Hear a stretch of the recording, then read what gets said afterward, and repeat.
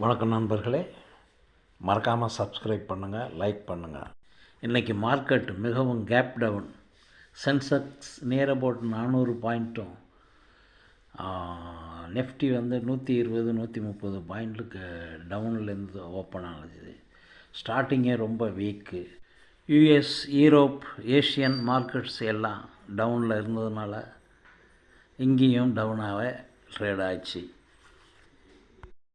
Inflations continues, அதனால் currency weakness, rupee value down, இது எல்லாம் காரணம். இருந்தாலும் ஈவினிங் ரீபவுண்ட்ஸ் ஆகிடுச்சு மார்க்கெட்டு. கிட்டத்தட்ட 20 பாயிண்ட்டு நிஃப்டி, 50 பாயிண்ட்டு சென்செக்ஸில் ரீபவுண்ட் ஆகி வந்துடுச்சு. அதாவது முந்தைய க்ளோஸுலேருந்து திருப்பி ஓப்பனிங்க்கு வந்துடுச்சு. அதே நாளைக்கு வீக்லி எக்ஸ்பைரி வேலை இருக்குது. நாளைய ரெசிஸ்டன்ஸு நிஃப்டி 50க்கு 26,100, சப்போர்ட் 25,900.